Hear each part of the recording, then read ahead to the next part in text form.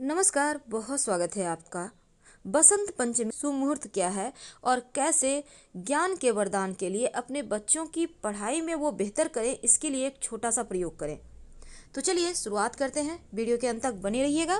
देखिए, मान्यताओं के अनुसार ज्ञान की देवी माँ सरस्वती शुक्ल पक्ष, जो माघ का महीना है, शुक्ल पक्ष की पंचमी तिथि को ब्रह्मा जी के मुख से प्रकट हुई थी और इसीलिए बसंत पंचमी के दिन माँ सरस्वती की आराधना की जाती है।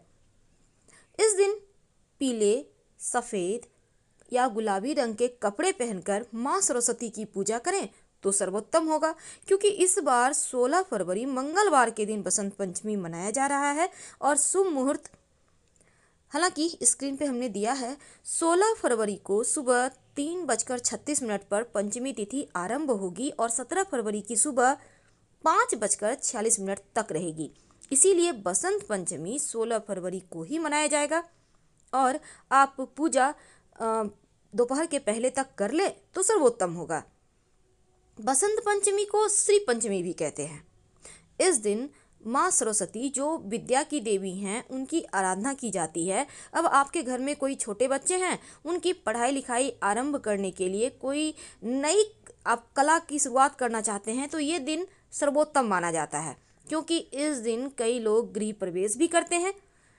इस दिन, चूँकि इस दिन को अबूझ मुहूर्त भी कहा जाता है, बहुत सारे काम बिना पंचांग देखे होते हैं, जैसे द्विरागमन वगैरह। लेकिन इस बार थोड़ा सा चूँकि यहाँ पर मान्यता है कि इस दिन कामदेव अपनी पत्नी रति के साथ पृथ्वी पर आते हैं और इसीलिए जो पति पत्नी वैवाहिक जीवन में मुश्किलें जिनकी हैं वो इनकी पूजा करती हैं और माँ लक्ष्मी, भगवान श्री हरि विष्णु की भी आराधना की जाती है।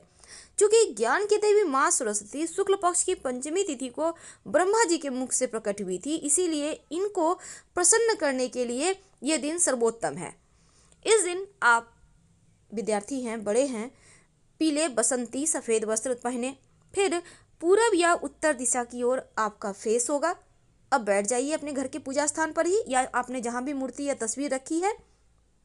अब माँ सरस्वती को पीला वस्त्र बिछाकर आसन दें, उन पर स्थापित करें। आपके घर में तस्वीर होगी, फोटो होगी, उसी को कीजिए। अब माँ को रोली, मौली धागा और केसर, हल्दी, चावल, पीले पुष्प, पीली मिठाई, मिश्री, दही, हलवा, आपके पास जो भी है कोई भी वस्तु अर्पित करें। इस दिन बैर, वही आपको पता है ना, बैर, उसको भी अर्पित किया जाता है माँ को। और आम की मंजरी अर्पित की जाती है, गेहूं की बालियां भी अर्पित की जाती है। माँ सरस्वती को सफ़ेद चंदन और पीले सफ़ेद पुष्प भी आप अर्पित जरूर करें। अगर आपके घर में केसर डालकर खीर बनाकर माँ को भोग लगाएं और बच्चों को खिलाएं तो आपके बच्चे बुद्धिमान होंगे। माँ सरस्वती का मंत्र है ओम ऐं सरस्वत्यै नमः, ओम ऐं सरस्वत्यै नमः। इस मंत्र का जप करने से आपकी पढ़ाई लिखाई में जो बाधा योग है ना, वो समाप्त हो जाता है और बच्चे खूब पढ़ते हैं। इस बार बसंत पंचमी के मौके पर दो बहुत ही खूबसूरत से योग बन रहे हैं, जिसके कारण आप कोई भी शुभ कार्य कर सकते हैं। खास तौर पर अमृत सिद्धि योग और रवि योग का संयोग इस दिन को और भी खास बना रहा है। अब बसंत पंचमी इस बार चूंकि रेवती नक्षत्र में मनाई जा रही है और इस दिन लोग पीले वस्त्र पहनकर सुबह सवेरे माँ की आराधना करें तो सर्वोत्तम होगा। वैसे तो जो बसंत पंचमी का पूजा का शुभ मुहूर्त है वो इस दिन हालांकि पूरे दिन रहेगा और दोपहर 11:30 से 12:30 के बीच ज़्यादा अच्छा मुहूर्त है, तो इसमें भी आप करें तो बेहतर होगा। अब आपके घर में बच्चे हैं, पढ़ाई लिखाई करते हैं, आप बड़े भी हैं, आप लोग भी ये प्रयोग कर सकते हैं। क्या करेंगे, आपके घर में केसर होगा, थोड़ा सा केसर ले लें, उसको थोड़े से पानी में भिगो दें। अब इसको चांदी की तीली या चांदी की कोई भी वस्तु के सहारे, जो बच्चे हैं घर में, उनके जीभ पर एंग, एंग है माँ सरस्वती का बीज मंत्र, उसको लिखिए केसर से। केसर जो आपने किया है उसको चांदी की कील उसमें डुबोकर बच्चों के जीभ पर लिखिए एंग।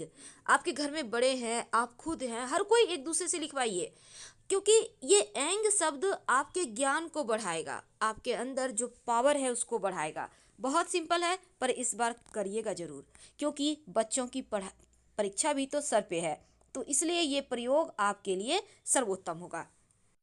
क्योंकि ये दिन नई शिक्षा आरंभ करने का भी दिन है, नई विद्या, नया कला, संगीत सीखने का दिन है। तो इस दिन आपके घर में छोटे बच्चे हैं, उनको स्लेट, पेंसिल या कागज पेन लेकर उनको लिखने का अब आज के दिन करवा लीजिएगा, यानी बसंत पंचमी के दिन शुरुआत, ये बहुत अच्छा रहेगा। और चूंकि बसंत पंचमी के दिन, जिसको हम भगवान श्री हरि और कामदेव की आराधना के लिए भी इस दिन को सर्वोत्तम माना जाता है, तो बच्चों की पढ़ाई अच्छे से हो, उनका खूब सारा ध्यान रहे पढ़ाई पे, वो राह ना भटकें, इसके लिए छोटे छोटे प्रयोग किए जाते हैं, ताकि आपके बच्चे आगे चलकर देश दुनिया में आप सबका नाम रोशन करें। तो इस दिन विशेष प्रयोग भी किए जाते हैं। अभी तक हमने आपको 2 प्रयोग बताए। देखिए, बहुत सिंपल प्रयोग है, पर करिएगा जरूर। और देखिए, इस दिन मोर पंख का प्रयोग भी किया जाता है। देखिए, बसंत पंचमी चूंकि बहुत ही खूबसूरत त्योहार है, और इस दिन जो शिव जी हैं उनका तिलकोत्सव जो होता है ना, तिलक चढ़ी जिसको कहते हैं, वो भी मनाया जाता है। तो इस दिन भगवान कामदेव को भगवान शिव ने उनके गलत कामों के कारण भस्म कर दिया था, और उनकी पत्नी जो थी रति, अपने पति और भगवान काम को वापस पाने के लिए 40 दिनों तक कठोर तपस्या की थी। हालांकि इस अवसर पर शिवजी ने आखिरकार उनके अनुरोध को स्वीकार किया और पति को वापस कर दिया था। लेकिन इस दिन के लेके बहुत सारी कहानियां हैं। लेकिन जो बच्चे हैं, अगर इस दिन एंग शब्द का उच्चारण करें, माँ सरस्वती को बैर का भोग लगाए, पके हुए पीले फल, वैसे चावल का भी इस दिन भोग लगाया जाता है, और सरस्वती चालीसा पढ़ ले तो उनके जीवन, उनका भविष्य अच्छा होता है। अब यहाँ पर देखिए, बच्चों के कलाई में माताएं या पंडित जी के द्वारा माँ सरस्वती को कलावा अर्पित करके उनकी कलाई में जरूर बांधिएगा, ताकि आपके बच्चों की सुरक्षा हो और हर तरह से वो स्वस्थ और मस्त रहें। इसके साथ ही इस दिन आप, चूंकि भावनाएं बसंत पंचमी के दिन उड़ान भरती हैं, तो ऐसे में इस माँ सरस्वती की जो पूजा कीजिएगा तो उनको मोर पंख जरूर अर्पित कीजिएगा। और मोर पंख अर्पित करने के बाद आप चाहें तो 2, 3, 4, 5, आपके घर में ज़्यादा बच्चे हैं तो सभी अर्पित कर सकते हैं, और फिर आप अपने बच्चों के माथे पर सजाइए। बच्चे शैतानी भी कम करेंगे, बुद्धिमान होंगे, क्योंकि भगवान श्री कृष्ण हमेशा ही अपने सर पे मोर पंख सजाते थे, और ये मोर पंख की महिमा ही बहुत है, क्योंकि मोर पंख सर पे सजाने से ज्ञान का वरदान मिलता है। अब जैसा कि हमने आपको कहा कि इस दिन भगवान शिव का तिलकोत्सव मनाया जाता है, इसलिए आप शिवलिंग पर आम की मंजरी, अबीर, जल जरूर अर्पित करें, ताकि आपके जीवन के हर परेशानी दूर हो जाए और शिव जी की कृपा से खुशियां मिल जाए। तो फिलहाल आपसे विदा लेते हैं। जानकारी अच्छी लगे तो लाइक कर सब्सक्राइब करें। धन्यवाद।